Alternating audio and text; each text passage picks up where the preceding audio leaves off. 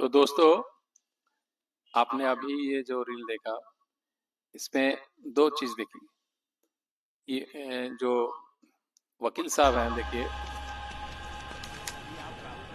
अभी क्या सुन रहा हूँ मैं? तूने पीआईएल फाइल की है? पीआई से डर रहे हैं लोग। दिमाग खराब हो गया कि तेरा? अबे अपने पैरों पे कुल्हाड़ी क्यों मार रहा है तू? जी। ये पीआईएल जज डाल दिया साहब भी आपने? देखिए नाराज हो रहे हैं। पीआईएल डाल दी। तो ये तो पता लग ही रहा है कि इसमें काफी सावधानी की जरूरत होती है।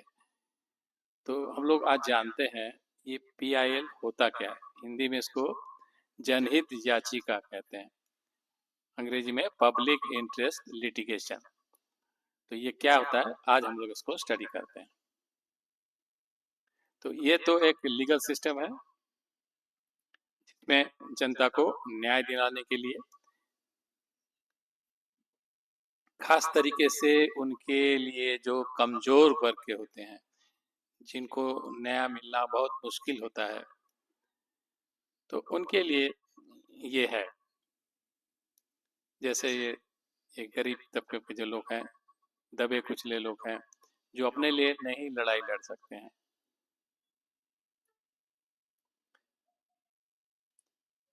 ये हमारे संविधान में सेक्शन 39A में ये सुनिश्चित किया गया है कि स्टेट जो है किसी के भी जाति, धर्म या सेक्स के आधार पे कोई भेदभाव न करे। तो इसी को इंश्योर करने के लिए है ये। तो पहली बात तो है कि कौन इसको फाइल कर सकता है। कोई भी इंसान अपनी इंडिविजुअल कैपेसिटी में या कोई ऑर्गेनाइजेशन, कोई भी ऐसे कर सकता है, या किसी के बिहाफ में भी किया जा सकता है, जो अपने लिए नहीं लड़ सकते हैं। और किनके खिलाफ किया जा सकता है, तो ये देख रहे हैं, state government, central government, municipal corporation या कोई भी प्राइवेट बॉडी को ऐसे रिस्पोंडेंट को किया जा सकता है। तो मेन जो कहने की बात है, ये सिस्टम के खिलाफ लड़ाई है। तो इसीलिए इतना बेचैनी, घबराहट होती है कि सावधानी की जरूरत होती है। अब सवाल है कि कहाँ पे इसको फाइल किया जाए। अगर सुप्रीम कोर्ट में करना है तो आर्टिकल 32 है, उसके अंदर में ये सुप्रीम कोर्ट में फाइल किया जा सकता है।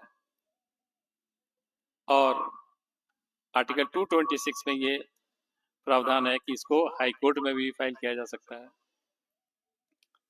और क्रिमिनल प्रोसीजर कोड में सेक्शन 133 में ये किसी भी मैजिस्ट्रेट्स के कोर्ट में दाखिल किया जा सकता है।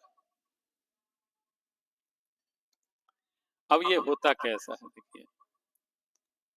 ये सिंपल एक पिटीशन के रूप में हो सकता है, या एक लेटर के तरफ से भी दिया जा सकता है, इवन पोस्ट कार्ड की तरफ से भी किया जा सकता है। एक पोस्ट कार्ड लिख के भी छोड़ दिया जा सकता है। तो ये एड्रेस होना चाहिए। अगर आप सुप्रीम कोर्ट में कर रहे हैं तो चीफ जस्टिस के नाम से, या हाई कोर्ट में कर रहे हैं तो वहाँ के जो चीफ जस्टिस होंगे उनके नाम से ये भेजना चाहिए। इसमें अपना नाम, postal address, email address, phone number, आप क्या काम करते हैं, एनुअल इनकम क्या है, पैन नंबर क्या है, ये सारी डिटेल देनी होती है। अपना आइडेंटिटी प्रूफ और फैक्ट्स ऑफ द केस, मतलब क्या केस है उसकी पूरी जानकारी देनी होती है, और किस तरह से वो नुकसान पहुंचा रहा है ये भी बताना होता है। और आपका कोई पर्सनल इंटरेस्ट इसमें इन्वॉल्व है कि नहीं, ये भी बताना पड़ता है। और कोई इस तरह से तो ऐसा नहीं है कि आप किसी तरह से मिले हुए हैं, किसी से हैं, उनके खास आपका कोई ऐसे मकसद है, ये भी देखना होता है। और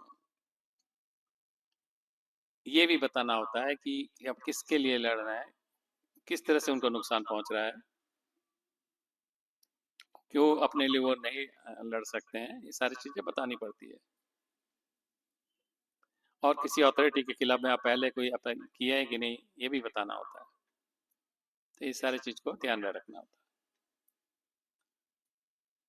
any person body institution that may be affected by the PIL must be joined as a party. तो कोई भी ऐसी जो इंस्टीट्यूशन है जिसको इस पे अफेक्ट पड़ सकता है तो उनको भी पार्टी बनाया जाता है।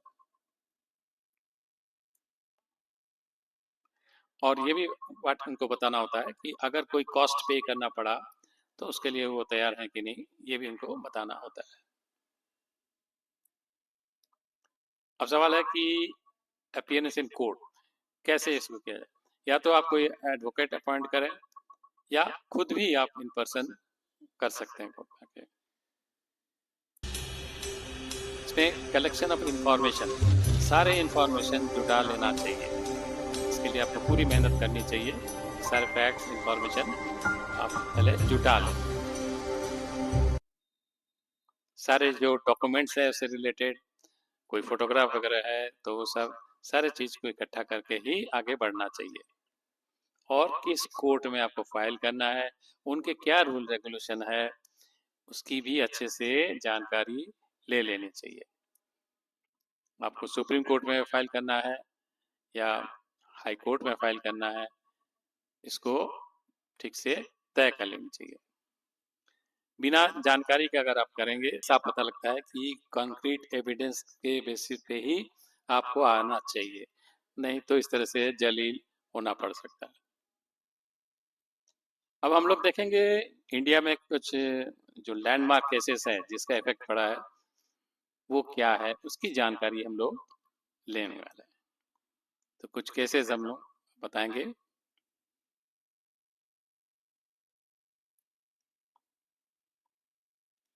तो पहला देखिए ये 1979 में है, हुसैन आरा खातून versus home secretary state of Bihar.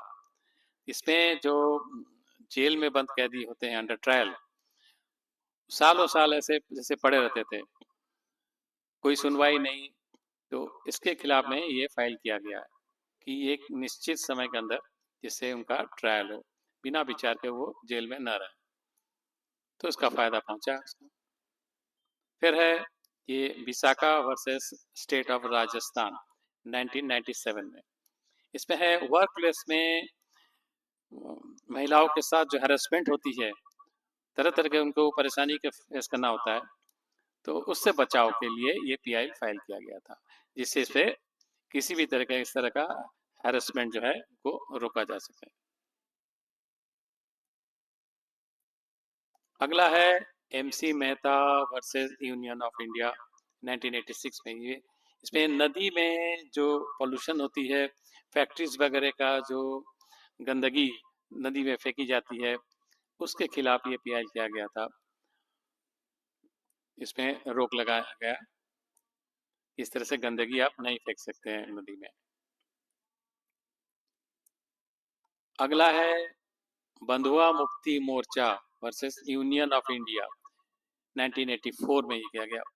तो इसमें बंधुआ मजदूर आप लोग जानते हैं कि बिना पैसे के काम लिया जाता है, तो उनके मुक्ति के लिए ये किया गया कि इस तरह से आप बॉन्डेड लेबर नहीं रख सकते हैं।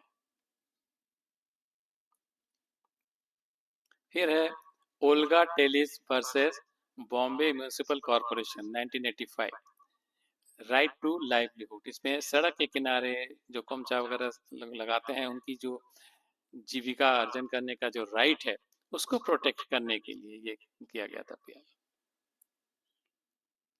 फिर है Sheela Barse versus union of India 1986। इसमें जो महिलाएं कैदी होते हैं उनके जेल के अंदर प्रोटेक्शन के लिए, उनके बचाव के लिए ये पीआई फाइल किया गया था। फिर है SP Gupta versus union of India 1981 against arbitrary transfer of जजेस। तो जजों की मनमानी ट्रांसफर को रोकने के लिए ये पीआई फाइल किया गया था। फिर rural litigation and entitlement Kendra versus state of Uttar Pradesh में 1985 में, environmental protection is a part of the right to life. तो ये हमारे जीवन का अधिकार है कि जो एनवायरमेंट का प्रोटेक्शन है उससे ये इंश्योर किया गया था इसके। अगला है स्टेट ऑफ तमिलनाडु वर्सेस के बालू, 2017 का है, लिकर बैन ऑन हाईवेज।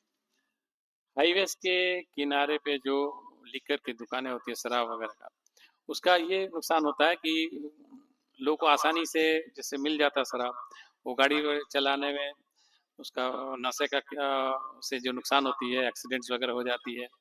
तो इसमें ये इसलिए किया गया था कि जो इस तरह से हाईवे के किनारे पे इस तरह कोई शराब का दुकान नहीं होना चाहिए, इस पे रोक लगाने के लिए।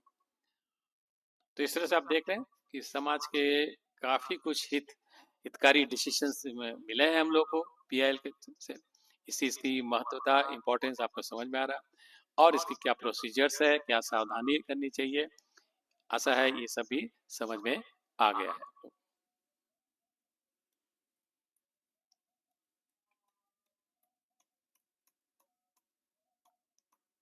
इस तरह से अक्सर हम लोग को ये खबर मिलता है कि दो ट्रेन आपस में भिड़ गई, कितनी जान माल की नुकसान होता है। अगर इस तरह की घटना न होके कुछ इस तरह का अगर होता है कि जैसे ही ट्रेन लौटने वाली होती है, ऐसा कोई सिस्टम आ जाता है कि दोनों ट्रेन को ही रोक दिया जाता है समय से, और ये जान के खुशी होगी कि ऐसा सिस्टम मौजूद है। इसको कहा जाता है automatic train protection, ATP system, कवच। तो ये क्या है कवच, automatic train protection ATP system? अगर इसकी जानकारी आपको चाहिए तो हमारा अगला वीडियो को देखें, उसके पहले हमारे चैनल को सब्सक्राइब करें जिससे आप ये वीडियो देख पाएंगे। तो आशा है आप लोगों को ये वीडियो भी पसंद आया और अगला वीडियो भी पसंद आएगा। धन्यवाद।